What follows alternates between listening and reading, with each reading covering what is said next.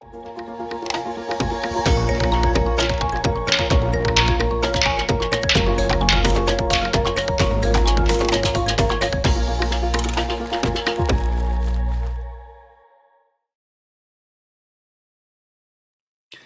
वालेकुम वरहमतुल्लाहि वबरकातुहू। उम्मीद है कि आप लोग खैर वाफियत से हैं। अल्हम्दुलिल्लाह KMU 2025 पेपर भी बहुत आसान है। मैं बात कर रहा हूँ इंग्लिश की। तो अल्लाह ताला से यही दुआ है कि आपका ये पेपर बहुत अच्छा हुआ हो, इंग्लिश के सारे सवाल आपके बिल्कुल ठीक हुए हों। तो चलिए इसकी डिस्कशन स्टार्ट करते हैं। First question, in this sentence क्या है? Jogging every morning improves my mood. What role does the gerund phrase play? अब इस सेंटेंस में gerund phrase verb क्या है? Improves. तो इससे पहले jogging every morning ये सारा क्या है?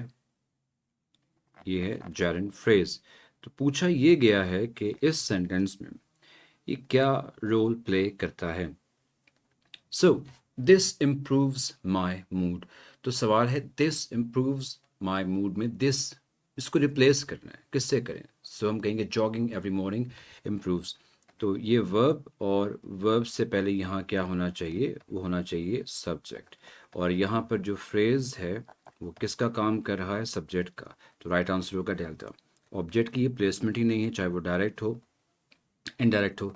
प्रेडिकेट सब्जेक्ट को छोड़ के वर्ब ऑब्जेक्ट जो कुछ भी है वो सारा प्रेडिकेट है, तो प्रेडिकेट में नाउन लगा हो वो भी नहीं है। राइट आंसर होगा अल्फा। जॉगिंग एवरी मॉर्निंग ये जेरेंट फ्रेज है और सब्जेक्ट का रोल प्ले कर रहा है। बहुत आसान सवाल।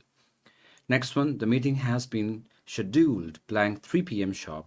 अच्छा, जब कोई चीज़ प्लान की जाती है ना तो इसके साथ शेड्यूल फॉर प्रेफर किया जाता है, लेकिन यहाँ ऑप्शंस में तो ये है नहीं। तो फिर हम एक काम करते हैं कि हम वो देख लेते हैं जो ऑप्शंस में है। तो टाइम के लिए ना ऑन आएगा, ना इन आएगा, ना टू आएगा। यहाँ पे प्रिसाइज 3 PM तो आ जाएगा एट। वैसे ये जो हम बात कर रहे हैं शेड्यूल्ड फॉर ये होना चाहिए था, बट नहीं है। चलो फिर उसका जो ऑप्शन हमारे पास है उसमें बेस्ट ऑप्शन हमारा बीटा बनता है। Next question, she studied hard. ये एक क्लोज और इंडिपेंडेंट क्लोज है। कैसे पता? क्योंकि देखो यहाँ पे साइन क्या आ गया? सेमीकोलन। अब इंडिपेंडेंट क्लॉज के बाद एक और क्लॉज है, वो भी इंडिपेंडेंट होगा। She pass the exam with distinction. She studied hard, बहुत मेहनत की इसने। यहाँ पर एक वर्ड मिसिंग है और ये सवाल हमारा बनता है इसका ट्रांजिशनल डिवाइस का। ठीक है, ट्रांजिशनल डिवाइस का ये सवाल बनता है।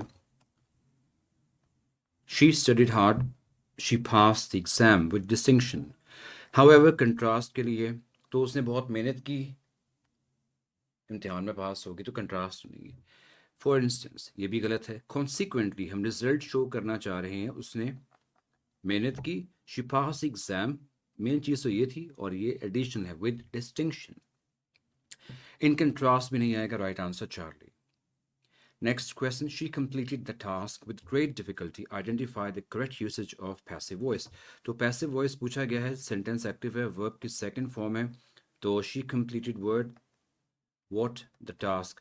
अब इसके साथ वॉज वर्ब की थर्ड फॉर्म लगा देंगे। यहाँ देखो हैज़ वॉज बीन नहीं होता, वॉज बीन की ज़रूरत नहीं है, बड़े आराम से मिल गया आंसर। सॉरी मैंने टिक गलत कर दिया, टिक होना था ये गलत है।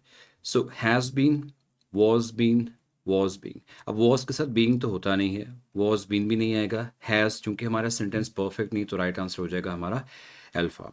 She completed the task was completed with great difficulty by her, so the right answer is alpha. ठीक है, next one, each of the boys blank ambitious to lead the team.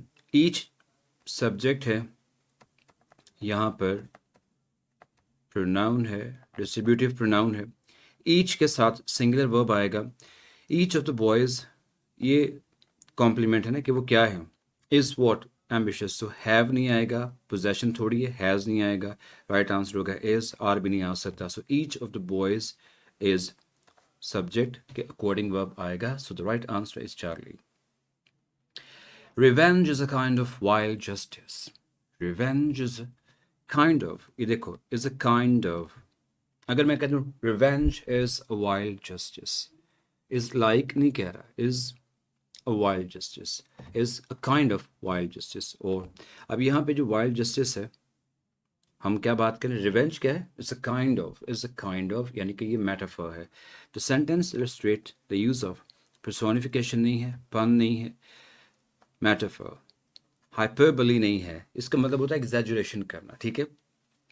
Right answer Charlie, metaphor.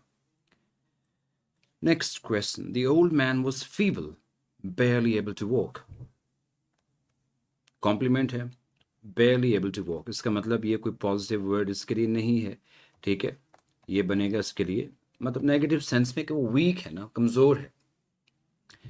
The word feeble means healthy no, weak yes, strong no, fat no, तो ये positive नहीं था। The old man was feeble, तो उसके लिए बात negative है ना कि वो कमज़ोर है, barely able to walk, बमुश्किल चल सकता है, इनके चल भी नहीं सकता, तो राइट आंसर होगा फीबल का beta weak. Which literary device involves using words or phrases that convey the opposite of their literal meaning? तो कौन सी literary device है जिसमें जो हम words और phrases use करते हैं that convey the opposite of their literal meaning? Irony, parody, satire, sarcasm। अच्छा ये बता दूं कि satire और sarcasm में हम irony को use कर लेते हैं, ठीक है, तनकीद करने के लिए, समटाइम किसी को टीज करने के लिए, ठीक है, तो ये ज़रा हार्श हो जाता है। सटायर तो है आप क्रिटिसिज्म कर रहे हैं सोसाइटी को बेहतर करने के लिए, लेकिन जो आप कह रहे हैं, ठीक है, जो आपने कहा वो दूसरी बात जो आप समझ रहे हैं, ये दोनों मैच नहीं कर रही, ठीक है। जो मैं कह रहा हूँ वो मेरा मतलब नहीं है, अब इसमें मैं क्रिटिसिज्म कर रहा हूँ या मैं किसी को तनकीद कैसे भी कर रहा हूँ, कुछ टीज कर रहा हूँ, ये मैटर नहीं करता। मेन चीज़ है जो कह रहा हूँ वो उसका ऑपोजिट है, जो बात आप समझ रहे हैं। सो आयरनी जो है वो एक्सप्रेशन होता है जिसमें जो बात कही जा रही है तो उसका वो मतलब नहीं होता, ठीक है। क्या कर रहे हो, अब मैं क्या कर रहा हूँ, मैं तो डिस्कशन कर रहा हूँ, क्या कर रहे हो, फुटबॉल खेल रहा हूँ, तो जो मैं कह रहा हूँ वो एग्जैक्टली मैं नहीं कर रहा, सो ये आयरनी है। अब इसमें कोई सुधार लाना, किसी पर तनकीद, ऐसा कुछ भी नहीं है, तो राइट आंसर होगा अल्फा, आयरनी, ठीक है। तो वर्ड्स और फ्रेजेस हम यूज़ करते हैं जो ऑपोजिट मीनिंग रखते हैं अपनी लिटरल मीनिंग से। All of the players forgot blank jerseys. All of the players forgot blank jerseys. अब ये तो प्लूरल है, ऑल है ना, तो हिज नहीं होगा, हर नहीं होगा, ये देर नहीं आ सकता, तो देर यहाँ लगेगा their jerseys, ये डिटर्मिनर का काम करेगा, possessive adjective। So the right answer is delta। बच्चों ये थी डिस्कशन KMU 2025 इंग्लिश पेपर की, और दुआ है आप लोगों के लिए कि आपका रिजल्ट बेहतरीन हो, आपका स्कोर मैक्सिमम हो, और इंग्लिश में तो बिल्कुल पूरा आना चाहिए। अल्लाह खैर करेगा, बाकी में भी पूरा आ सकता है। अपना बहुत ख्याल रखिए, थैंक यू सो मच, अल्लाह हाफिज़।